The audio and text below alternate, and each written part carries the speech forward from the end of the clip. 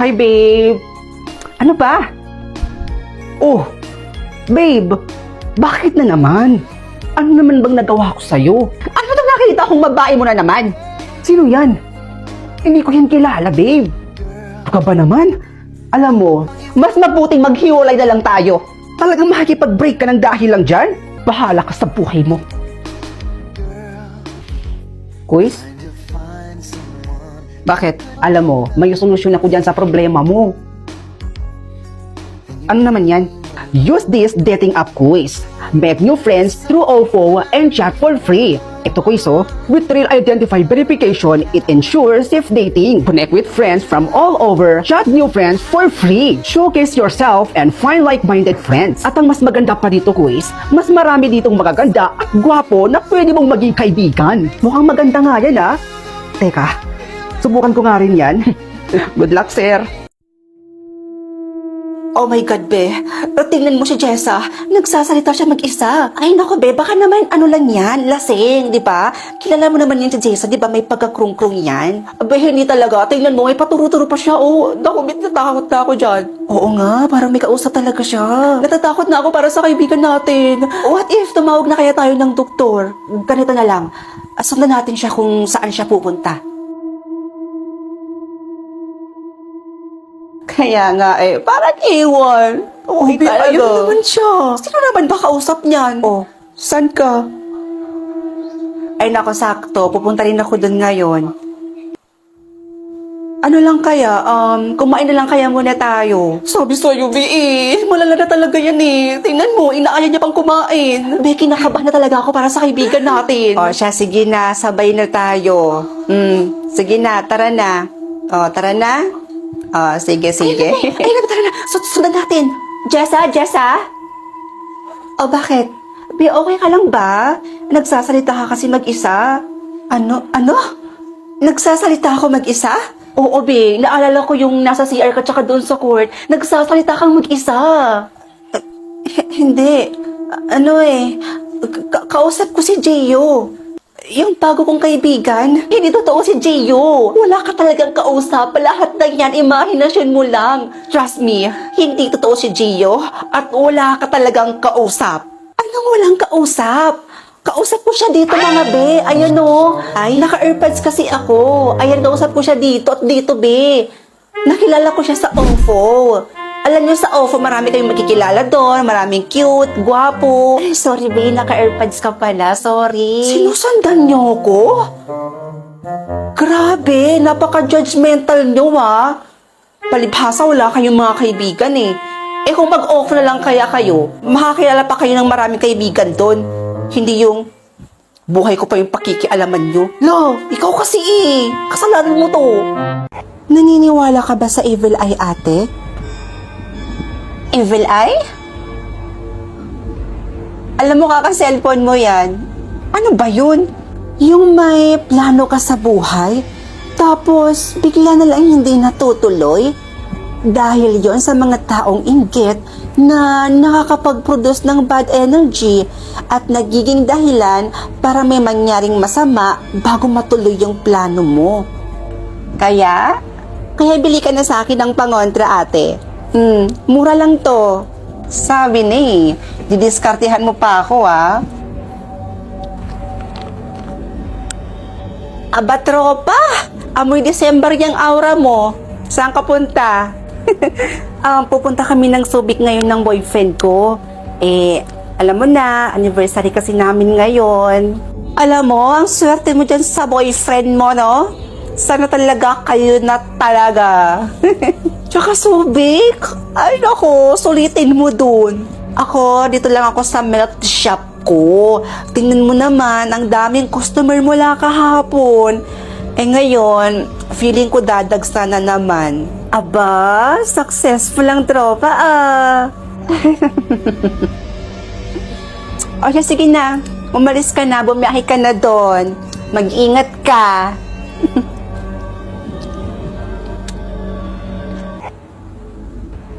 Oh, babe. Ready na ako. Nasaan ka na?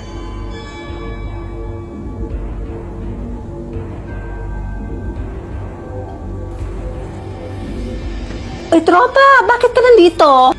O hindi ka ba natuloy, ha? Hindi ka natuloy, no? Andyan na, sandali. Pasensya ka na, tropa, ha? Ang dami ko na naman kasing customer ngayon. Sinabi ko naman sa'yo kanina, di ba? Na, ay nako, dadags talaga yung customer ko ngayon. Sige lang, sige lang. Sige, dito ka lang muna, babalikan kita. Andyan na. Ay naku, tropa, buti na lang at naghintay ka. Salamat sa paghintay sa akin, ha? Ay naku, basang-basa na ako. Ay naku, ang dami kasing customer. Sinabi ko naman sa'yo, diba? Pero mabuti na yon para naman mabili ko na yung pinapangarap kong wing band para sa bagong business ko na skincare. Ako nga, hinihintay ko lang na ma-approve yung visa ko.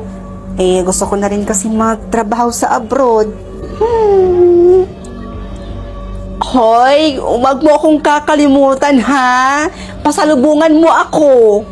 Tsaka yayaman ka talaga sa abroad. Sige ho, salamat ho. Ate. Kakatawag lang nila ngayon. Pero sabi nila, malabo pang araw na ma-approve yung visa mo. Ano ba naman yan? Bad news na naman?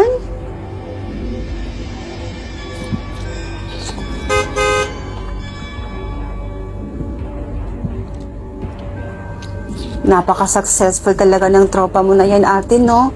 Tingnan mo, ang dami na nga niyang customer araw-araw. May bago na naman siyang business. Tapos, bumili pa siya ng wing band. Hay, napakaswerte talaga. Yung may plano ka sa buhay, tapos bigla na lang hindi natutuloy? Effective ba yung evil eye pangontra mo?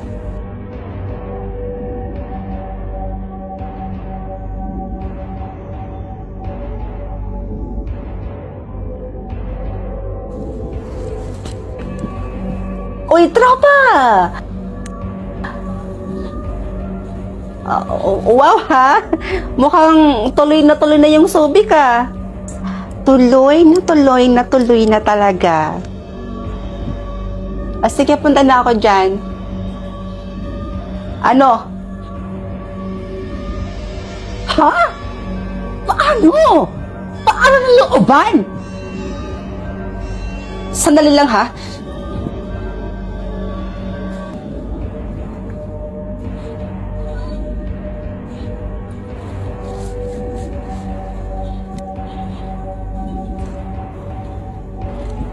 Sis, hello. Nasa biyahe pa kami, papuntang Subic. Pero malapit na kami. Bakit? Approve na yung visa mo, ate. Talaga? Finally. Thank you, Lord. Sige na, sis, ha? Bye-bye. Thank you. Babe, approve na yung visa ko.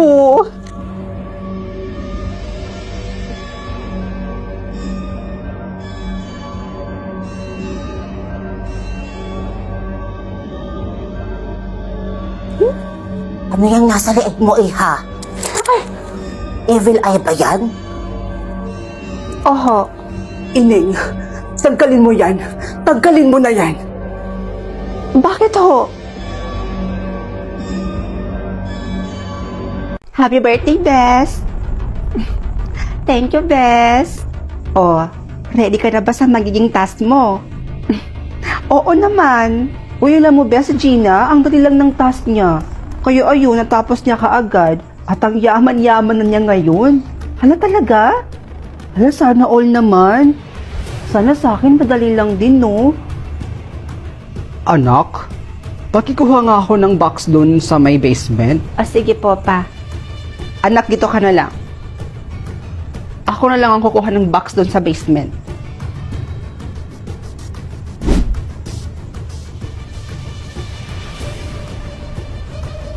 Bes? G ka ba? Tara, sleep over ka ulit sa bahay namin. Nako, Bes. Pass mo na siguro. Doon kasi sa may bandang basement nyo, ang baho. Nangangamoy masyado. Hindi ko gusto yung amoy. Ano? bakit ngayon mo lang yan sinabi sa akin? Eh, ang creepy-creepy naman kasi ng mama mo, Bes. Di ko siya kayang kausapin. Tsaka, ba't siya ganun? Nakakatakot siya tumingin. Nako, pagpasensyahan mo na si mama. Ganun talaga yun. Tsaka, napagod lang siguro yun.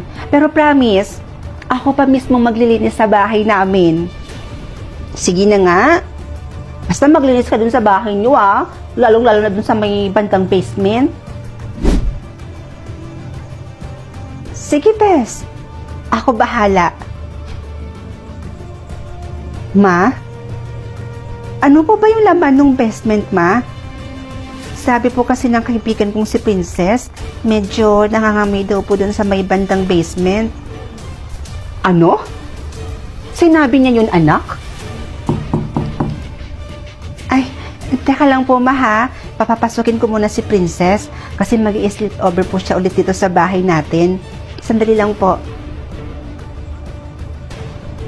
Oh, Bes, dito ka muna, ha? Ipaghanda ko muna yung makakain natin. Bes, sige na anak. Kumuha ka na doon. Ako nang bahala sa kaibigan mo. O, sige po. Dito ka lang, ha?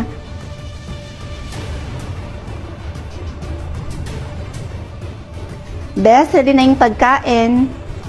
Asan na yun? Bes? Bes? Wala na.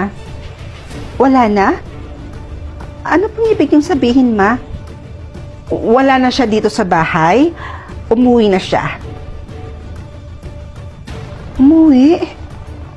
Eh, bakit daw po siya umuwi, Ma? Hindi ko alam, anak. Ang alam ko lang, parang balisa siya kanina. Nagmamadali siyang umuwi. Baka may emergency. Ano kaya nangyari sa babaeng yun? Natawagan nga.